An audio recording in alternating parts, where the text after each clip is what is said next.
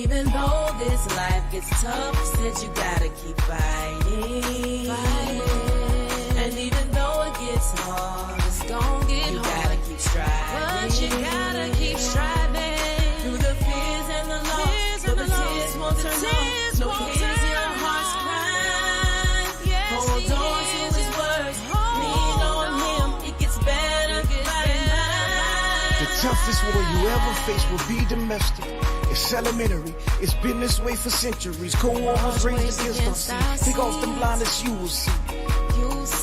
That it ain't about them gas prices, it's all about who whip the nicest. All about them deals on bundles, hair on fleek, don't make them up. Face beating red bottoms, dead beats we hear about them.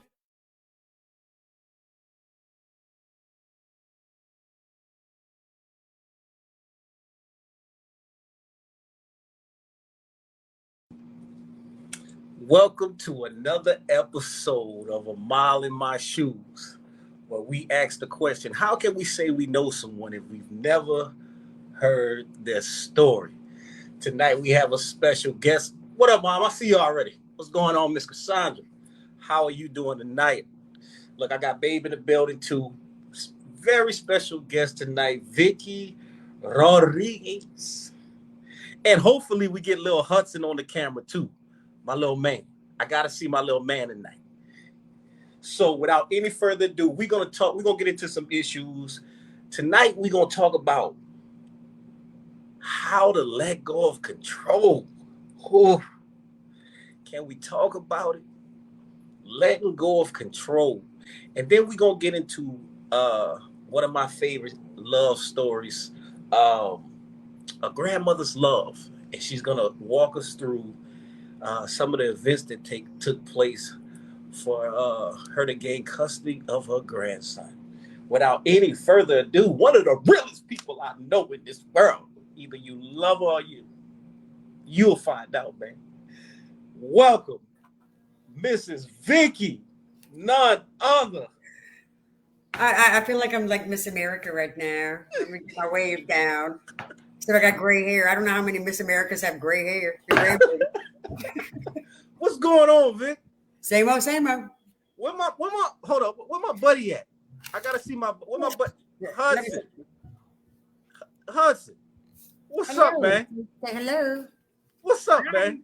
Hi, everybody. He's busy on the phone. I don't know who he's texting right now. Just ask him, can I get an interview? Just ask him, can I get an interview later? That's all I need to know, man. You're like, I'm gonna tell my side of the story.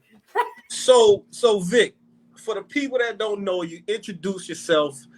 Tell them who you are. Give them a little background of who Vickie is, man. Well, how far you want me to go back, babe? It's up to you.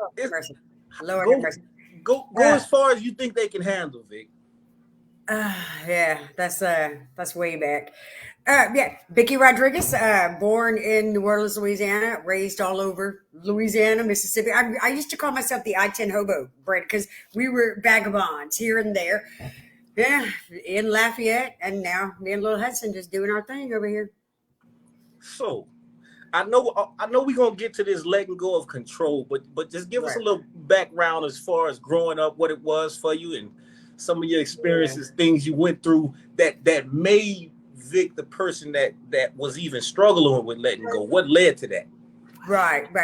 So yes, I'm gonna go way back. So my mother was born in 1941. Of course, it's a totally different world then, right?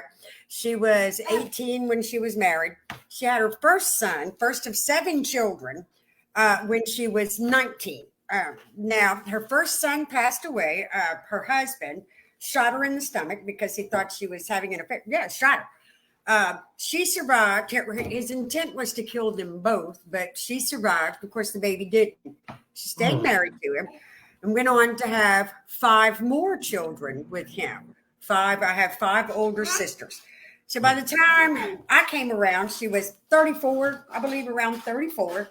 He had left her, was living with another woman. She went on about her life and went on about her business. And here's my little partner in crime. She went on about her business. She became involved with someone else, and then she got pregnant with me. And here we are. So, but growing up, being the illegitimate child, and that's what my grandmother always called me, the illegitimate bastard child. Yeah. From in the womb, there was hurt and rejection before I was even born, right? So I always knew growing up that I had to set myself apart from everybody else in my family. Yeah. Because if I didn't, I wouldn't fit Mm. and I wouldn't work and they wouldn't love me, right? So it was a struggle from birth on. And so as life went one by one, families, they moved, they changed this, that, and the other. But I knew that I had to be in control of my own destiny. I had to be in control. I always had to make the first move. I always had to be the one because early on in life, from birth, I knew that I didn't fit in. That it was just something. It was just something. Yeah. And they always let me know that it was just something. I was told I was left in a basket until I was about 9 years old. In a basket. I had no idea.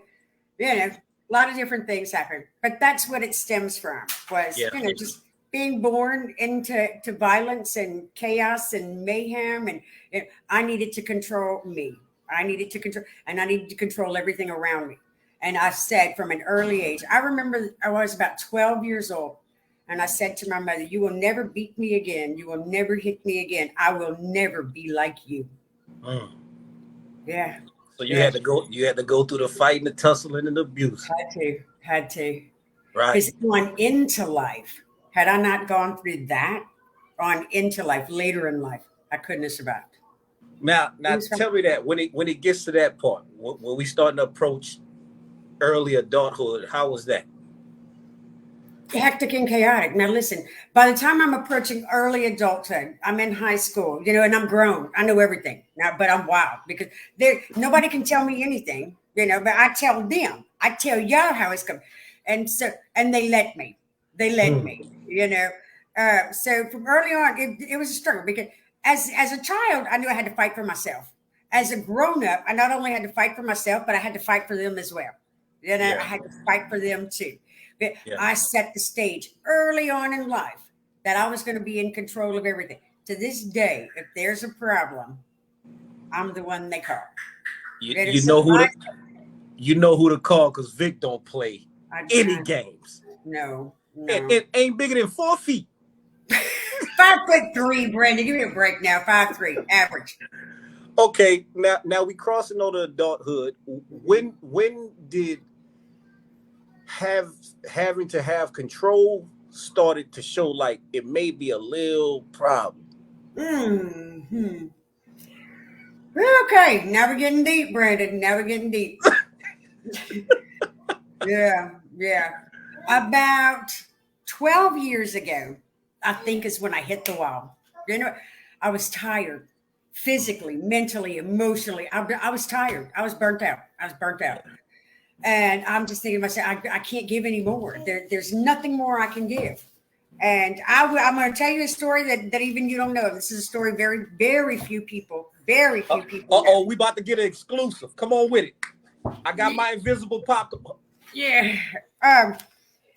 So I was living life, and I wouldn't say it was a bad life. Making money, earning a living, had a nice home, nice car. Yeah.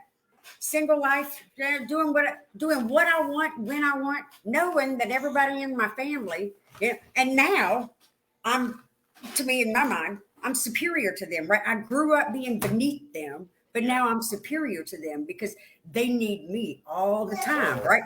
But that comes at a price. And I hit the wall. And this was a Sunday afternoon. Leading up to this Sunday afternoon, I had just been going through some really hard thoughts and just like, I've done everything I can do. My daughter is in the position she's in. I'm tired of fighting with this one. I'm tired of trying to be the backbone of this. I am tired.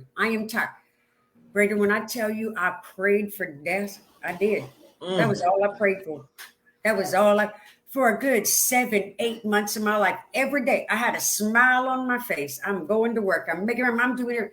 But I prayed for death every day. Prayed for death every day. Because I could not live up to who everybody thought I was. Yeah. That was the image I created because they needed me. And I don't need anybody, right? Because I'm me. Yeah. Right. So this particular Sunday afternoon, at this point in time, it was about 10, 11 years ago, I lived at Penn South Apartments, right? You know where that is? Okay, right next door, literally within a couple of doors walk, there's a bar, Gloria's Lounge. Well, I went to that bar and I went to that bar, drinking all day. But in my head, this is it. This is it. This is it. I'm going to live this last day, and this is it. Went to that, drank all day, blackout drunk. But I don't remember. I remember going to that bar. I remember part of the day. I don't remember walking back through that apartment door. Here's what I do remember. I remember getting down on my knees in front of my couch. And I said to God, please forgive me. Please forgive me. And I started listing my sins, speaking them one by one. All that I could remember in this state. And to me, if you commit suicide, you're going to hell. But also to me, if I ask God to forgive me, he's going to, right? This is my mentality. So I'm on my knees and I'm telling God, forgive me. This is it. I can't. I don't want to. It's enough. So I had some blood pressure medication and I thought blackout drunk, blood pressure medication, Xanax, hydrocodone, took it off. Ran the bathtub. And I remember all of this clearly, Brandon. Ran the bathtub, got in that bathtub. That was it. It was supposed to be lights out. That was it. The next thing I remember, and I was told later, was 7 days later, I was in a hospital. Wow. And I'm coming out of this fog, and it feels like I was in a mist. And I hear people talking, and the only thing I said to them is, why did y'all save me? Yeah. But that's how much my control cost me. Do y'all hear this? I'm gonna sip my wine if you don't mind. Go ahead. You're saving somebody right now, Vic. You said that's how much the control costs you. Yeah. I meant that day, Brandon, that was my last day on this planet. That was it. I had enough. Yeah. So after coming out of that, how does life look to you then when you survive a situation like that? And now I'm just asking questions because I'm like I said, I'm there. Yeah. How does surviving that make you look at life? I was in a pity pot for a long time. For a long time after that surprise, I was in a pity pot because I'm still here and they still need me. And now, not only but now they're talking about me. Now they're talking. Lord. And so now I got to control this too. And I got to so I got to make it, and then I have to start over. And that went on for about another 2 years. That crazy that is it. That control. I needed to control the narrative. I needed to control even what people thought. That's how much control I had to have. Hey, it really get that deep. Like, I'm a living witness. It really get that deep. Oh yeah. After that rejection. Yeah. Oh yeah, it get that deep, man. Hey, are y'all taking this in, man? Because I know they got many people that's going through that right now, this day, Vic, wanting to control every single thing around them. That rejection make you do some, like, Vic. That rejection make you do some things, man. Insanity. And all the while we accept it as who we are from God, but we go to look for acceptance from every single single person on the planet. Doesn't matter who, what, when, where, how. And then when it doesn't work out, people that have to control it, when it doesn't work out, we justify it so we can still control. What happened. That relationship didn't work out, not because but because I said, when in the reality, it was never going to work out anyway. None of that was ever going to work out anyway. It's never going to work out. Because, hey, if you ever dealt with control issues, type me in the wait. Hold on, let me type it first. I don't even want. Let me type me in the comments if you ever dealt with control issues. I'm typing it first. Look, I'm typing it first. Me, I'm putting it on there first. If you ever dealt with control issues, type me, man. Look, there we go. Yeah, it's real. Yeah. And look, Vic, it don't always have to be in a bad way. Like, now we about to go deeper. Even when you want the best for people, it can turn into control issues, Right. Vic. Right. Right. Right. I just don't want to see them doing this. I don't want to, and you will start trying to do everything in your power to keep it when everybody got to go through life just like we did. Right. So it's not always bad control. Right. You can be wanting to do the right thing and end up full of issues the same way. You know what I've learned though, Brandon, when it comes to that, when you're around people and they know you and they know how controlling they are and they know how you are, and this is the same. When you start trying to interject into their lives and you start saying, listen, and you want to control, you want to rein it back in. It to them, it's not love. To them, it's not compassion. To them, it's this broad wants to tell me what am I doing, so that I can fit into her life. Wow. Right. And that kind of leads up to Hudson, and that was kind of a big thing, with me and my control, have to control everything. Have to know. I have to know everything. I have plan A, B, C, and D for every day, and I still do. Yeah, I always say, just have to have a backup. You never know what's going to happen. Which is madness. I spend hours planning for every area that I can think of. And Vic, what about the issues that cause your body? Blood pressure pills, the Wrinkles. headaches. I'm trying to pay for Botox. Wrinkles. Look, the left arm going out of whack. Right. Look. My left side shut down. You can't sleep. And then you want to sleep during the day. Then you're tired and you're grouchy at work, and people think you're just a jerk. And it just everything piles up. Yes, and indeed. in reality, you were I was so out of control. I couldn't control my own life. I could not control my own fate, but I'm trying to control everything around me. And it was disastrous. You know what I'm thinking about though, Vic? If you think about the rejection, the root of it, it's almost like trying to control situations is almost like you trying to control something, knowing that you can't, and then when you're gonna get that rejection and go right back to rejection, like it's almost like you addicted to the rejection. Right. I know I can't control people or things, but because I'm so used to being rejected, I'm gonna set up a scenario where I'm gonna get rejected. So I was saying, I am going to create disastrous situations. I create these disastrous situations where I'm creating the disaster, but I'm standing on the sideline. And that way, when all hell breaks loose, guess who gets to come in and save it? Me. So even for a minute, they want me. Even for a minute, they want me. And there's my reward. There's my payoff. Are y'all hearing this thing getting dissected? Ooh, you're touching on some things, Vic. Oh, say that one more time, Vic. Run that back. Which part? I'm gonna make a disaster situation. I'm creating disastrous situations. I'm creating them all around me.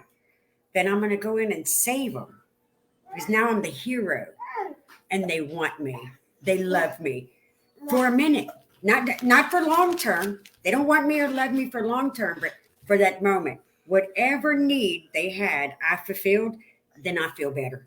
But when I walk away, Brent, I'm the same old me. I'm dealing with some things in this chair. She helping me. Oh Lord. Woo. Y'all drop some hearts if she helping y'all. Woo. Babe, can you cut the air down? It's hot in the seat. Here, you want your phone? Get that. Here, you want your phone?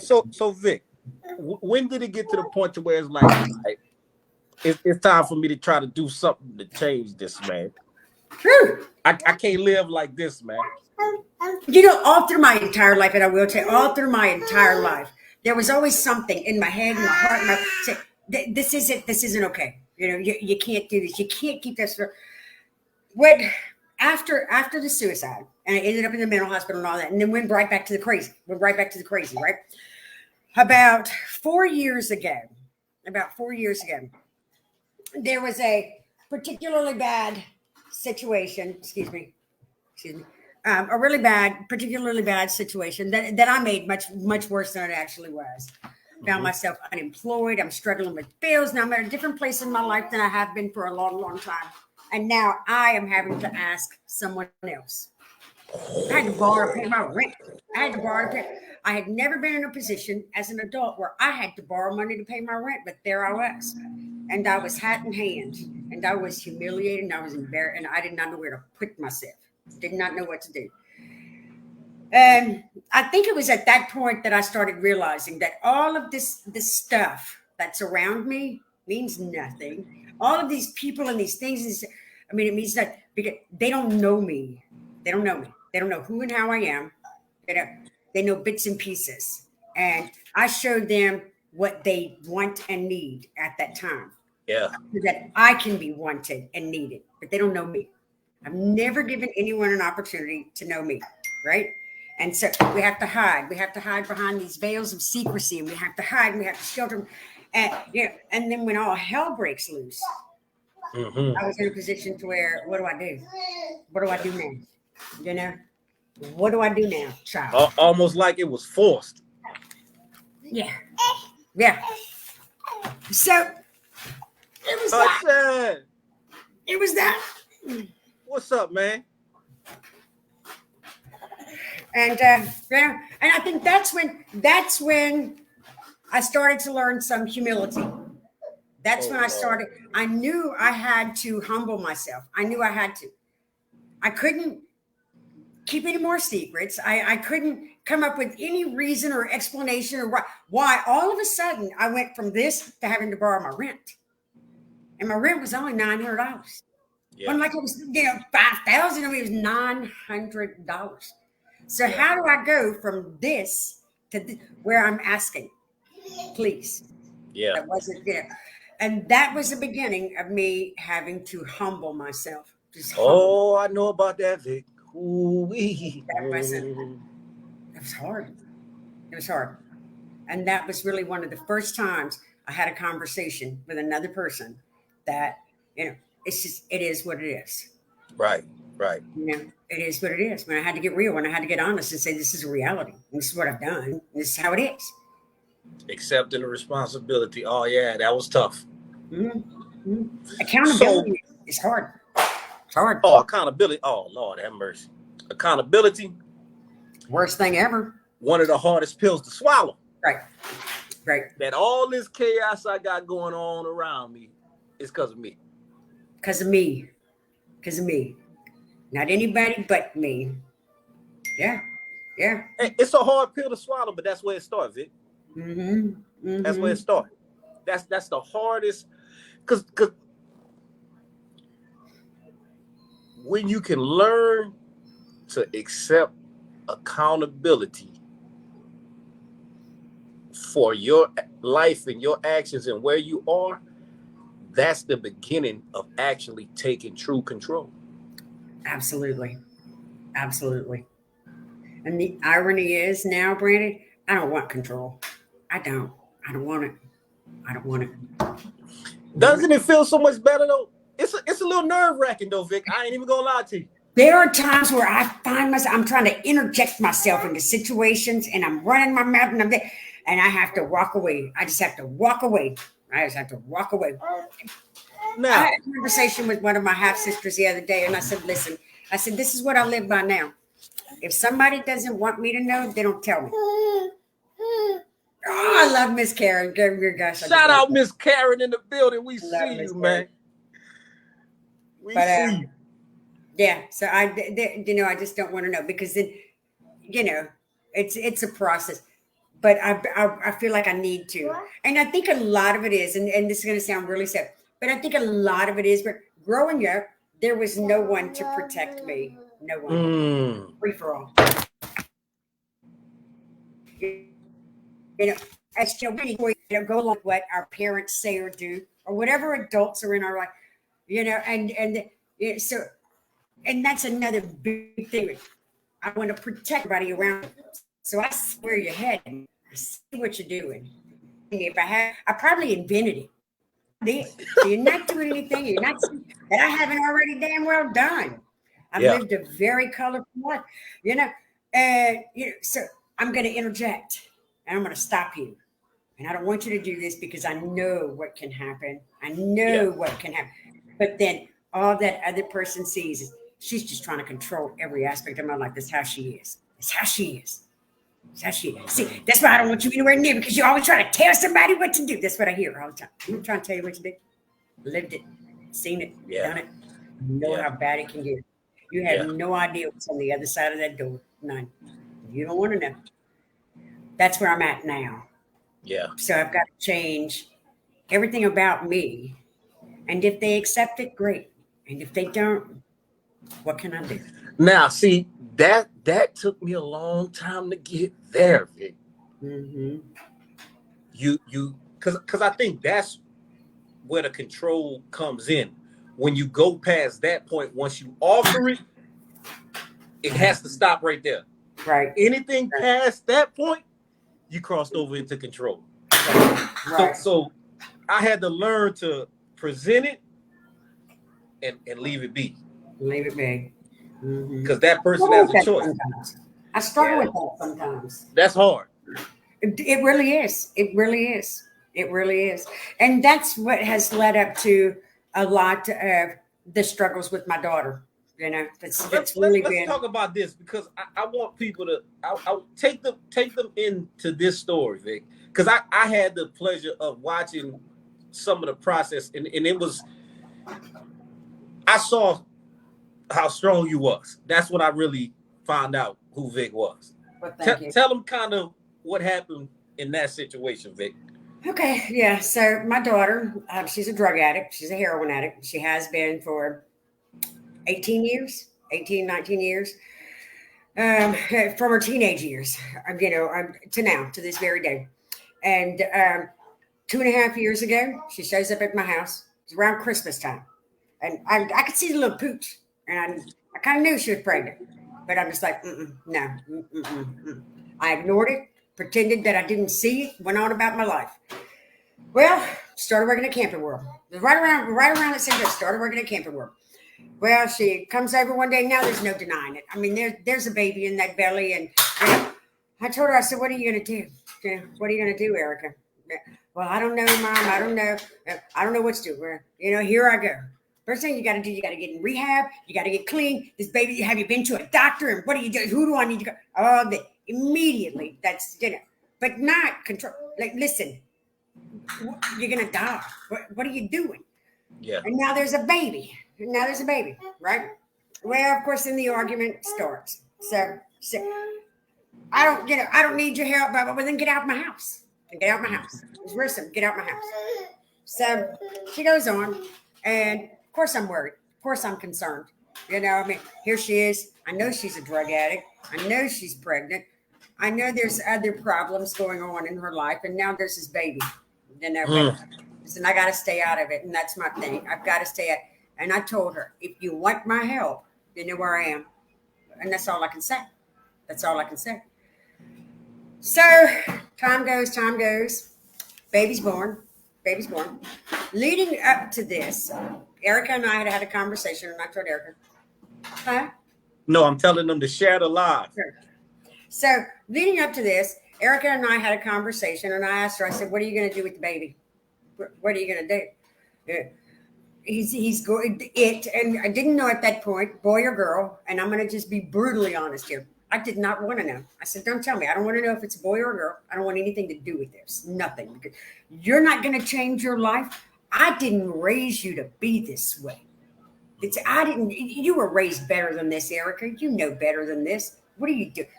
What are you going to do with the baby, Erica? Well, I don't know, Mom. I don't know. Well, where's Daniel? Where's Daniel's family? What are they going to do? I don't know. Well, y'all better figure it out. That's what y'all better do. I don't know what you're going to do, but y'all better figure it out, Erica. So I didn't even know the baby was born. I'm at work one day. I get a call from social services. LaShonda Nady was her name. Got a call from social services. Went outside and I talked to her. And she said, well, Erica, they had to deliver the baby a C-section. The baby is sick. Erica's all right.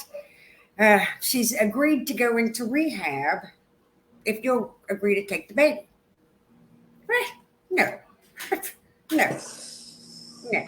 Is my meter? No. Absolutely not. Just drop it on you. Yeah, just like that. Just like that. And so I said, absolutely not. No. I said, there's no way. First of all, I'm not young. Second of all, I just started a new job. I'm in a great job. And listen, no, I'm not going to do. And besides the fact, believe me, I don't believe she's ever even going to go to rehab. Seriously, no, I'm not doing this. How am I helping her? Right? Yeah. And this is what I said. A couple of days went by. I had a meltdown at work. I had a meltdown. Bree came into my office. I was crying crazy. Zach pulled me in. I was crying snot. It was just terrible. And Zach's like, what is going on, Vickie? And I said, listen, if I choose one, the other has to be out of my life forever, right? If I choose to take this baby and she doesn't get clean, then I have to do whatever I have to protect this baby. Yeah. If I don't take this baby and I encourage her to get clean, we'll never have contact with this baby again. I don't know what to do. I don't know what to do. And I don't know. It's literally snot running down my face. And Zach sitting there just calm and quiet as can be. And he said to me, whatever you decide, commit to it 100%. But it's not what I wanted to hear. I wanted to say, listen, you do this. That's what I wanted to hear. Somebody tell me what to do. So I waited about 2 days. And then I finally went to the hospital.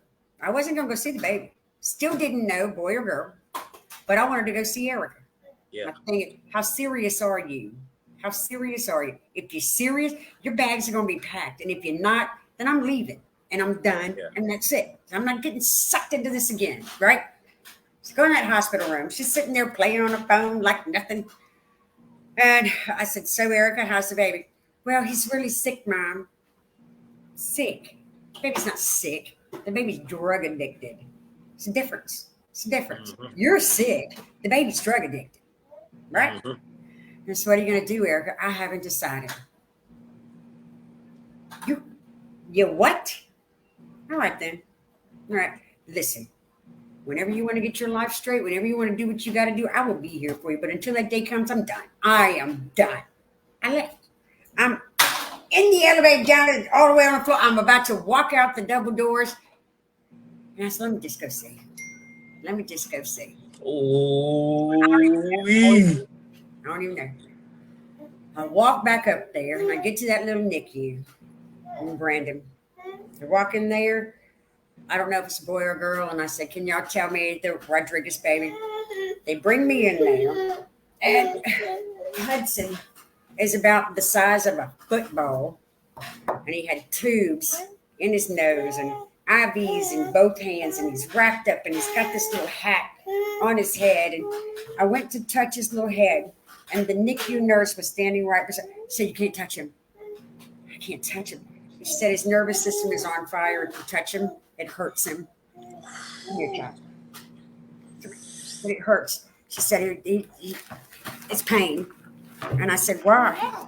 And she said, because the drug. She said, we've had him on a morphine drip to help him withdraw from the drugs. Now, mind you, this is 2 days. He's been in this world 2 days. And I said, has anybody touched him? She said, no, nobody can touch him. It sends his nervous system on fire. It causes him pain. You can't touch him. That is the first time in my life I actually hit my knees, literally hit my knees. And all I said to God was, please save him. It's got something to do. This child has something to do. Name at that point, they hadn't named him. He didn't have a name. He was just known as Baby Rodriguez.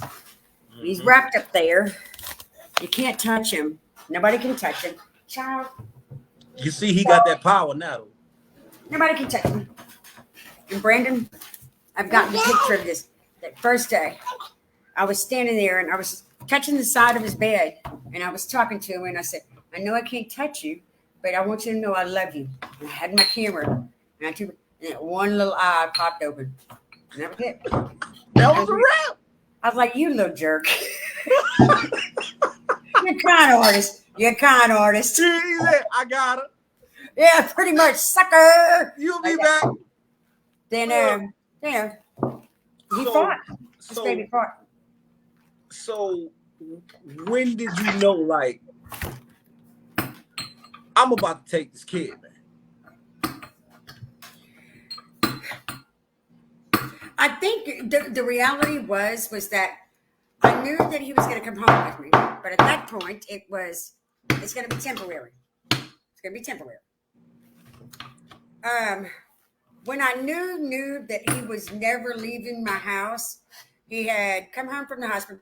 He'd probably been home for about 4 or 5 days, maybe 4 or 5 days. And I was rocking him and I was singing to him. And he wrapped his little hand like babies do. Like they wrapped his little hand around my finger. And then his other little hand he put on my face. And that's what we do to this day. He'll put his hand on my face when he goes night-night to this day. And I thought, this creep. Look, now here I am, old with this baby. But it had to be done. Road dog. And look, I watched it. I watched you come in Camping World. You like, Brandon, I'm old now. I can't do this. I can't do this. And then all of a sudden, I see you behind this. I see you behind this. I see you behind this. I said, she gone. Well, I remember that day I was telling you, I did not know that I was missing anything from my life. Yeah. Until Hudson came along. Oh, yeah. I had a plan. You know, I had a plan. I was 5 years at Camping World. I was moving to Costa Rica. That was my plan. That was it. Yep. I remember. Yeah, I'm going. You had it to the T. And this, my plan is made. And this wasn't going to happen. And, you know, I mean, that was my plan. But I had no idea how much my life was missing until he showed up. You know? Can you imagine, like, when we was having those talks, we didn't know none of this was going to take place. And it's just like. None. You know what, though? You know what, Brent? Like, every day is a struggle. It is. Every day just by myself is a damn struggle. To get laundry done and whatever. Every day is a struggle. Every day is a struggle. But every day I have to remind myself that not many people get a second chance twice. Not many people.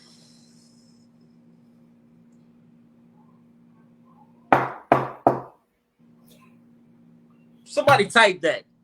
Not many people get a second chance twice. I had to sit back on that one. Ooh. Not many people get a second chance twice. We don't. E. We don't. I can think of 100 different times in life that I shouldn't have survived. That I shouldn't have. But I did. Yeah. And then that Sunday afternoon, I wasn't going to. Nothing was going to. If 30 blood pressure pills, 17 hydrocodone, 9 Xanax in a bathtub. To this day, I don't know who walked into that apartment and drugged me out of that tub. Don't know to this day. A whole miracle out here, man. You know? But I was so ungrateful and I was so bitter and I was so hurt and I was so sad that at that point, I couldn't appreciate it. It wasn't until this child came along when I realized not many people get a second chance twice, Brady. And I did. But this isn't about me. And I struggle every day. Hudson does not have a job as a child. He does not have a job. He was not born to give me a second chance at life. He was not born to cure his mother's addiction. Stop it. Okay. He was not born to cure his mother's addiction. I am just a lucky grandmother. And I just get to help him get to wherever he's supposed to be. And that's it. Drop some hearts. I know this touched some people tonight, man. You got me feeling all googly and things, man. I need a hug. Air hugs, man. Air hugs, man. Somebody type hugs in the chat room, man. Hey, Vickie, let me tell you this to your face. And I'm pretty sure if you agree with what I'm about to say, type what I say. Vickie, You a hero. No, no. I know. Hey, Vickie, you a hero, man. Yeah. Tell you to your face, Vic. Well, Hey, if Vickie a hero, type hero in the chat room, man. Vic, that's silly. Vic, do you know? Hey, do you know how many children never get that opportunity? How many children who parents are on drugs and they never ever see their parents get put in foster homes? Like, you a hero, man. You a hero, Vic. I'm serious. Look at the chat, man. Vickie, you a hero, man. I'm not, Brandon. I'm just a mother who made a lot of mistakes. More than I can count. More than I can ever say I'm sorry for. I'm just a person that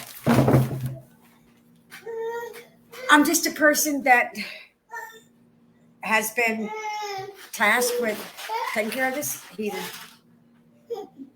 But I know this.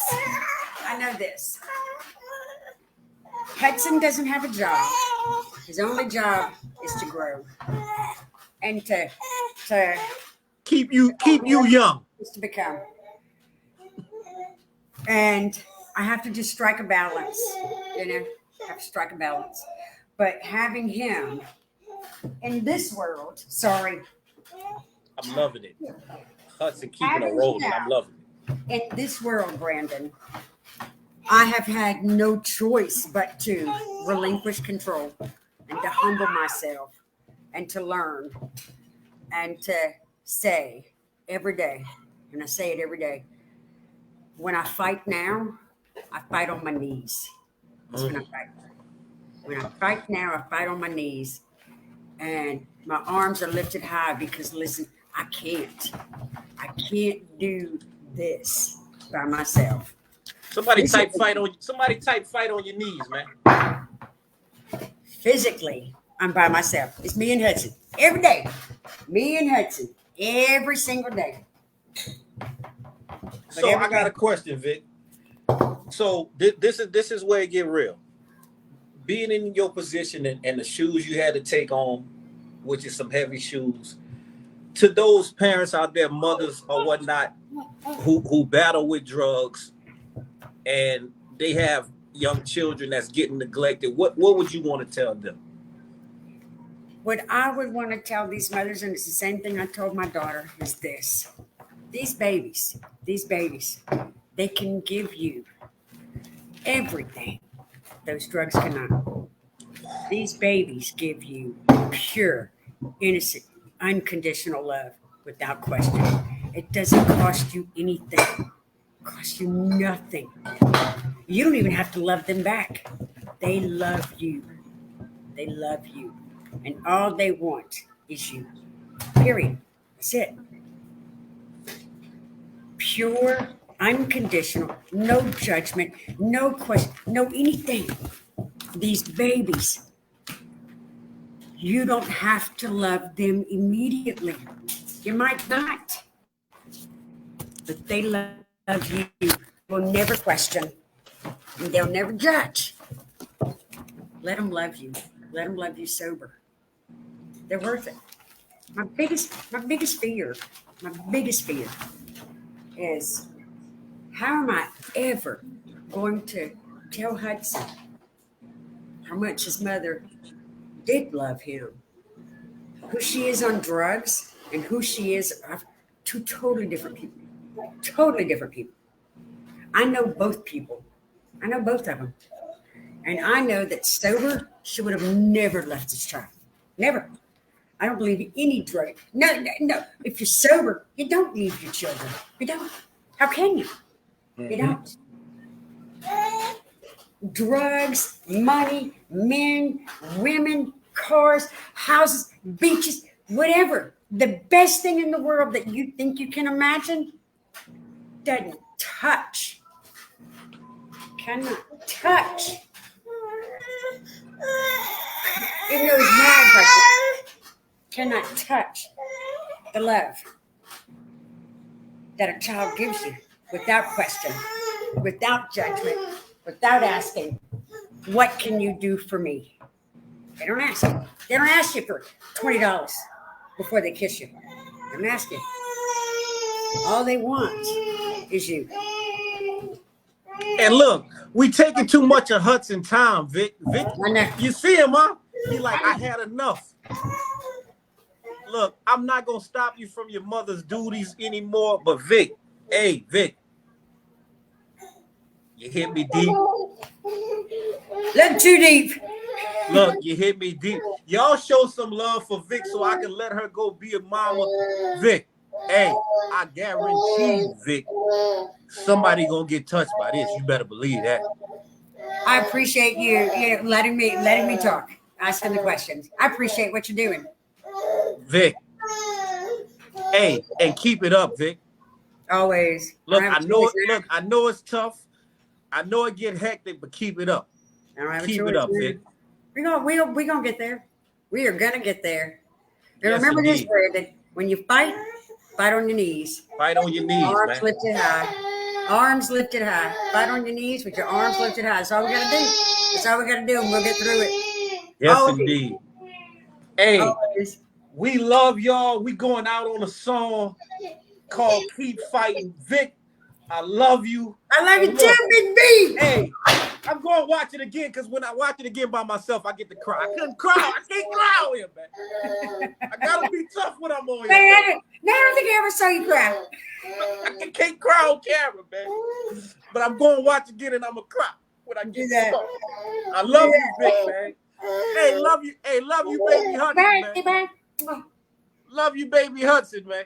Hey, bye. Bye, man. Bye. Bye. They're going to smile. They're going to smile, man. All right, Vic. Love you, babe. Hey, y'all. I don't know what's going on, y'all. And I don't know what's happening. But that touched my soul, man. Shout out to all the mothers, all the grandmothers who ever been in that situation and they stood in the gap for somebody who couldn't do it. Shout out to y'all. Like, you all are heroes. I'm not taking it back. I'm not taking it back. I respect the humility, but I'm not taking it back. Me being a parent and a father, I know the duties and the time and the sacrifices it takes to do that. And to be somebody who's already gave her life to raise her children and then have to do it all over again. Man. Shout out to Vic, man. We going out on the song. I love y'all. We'll be back again for another episode. Remember, a mile in your shoes, we're going to find out the truth so we can really get to know people and really get to love people by knowing who they are and what they've been through. Word.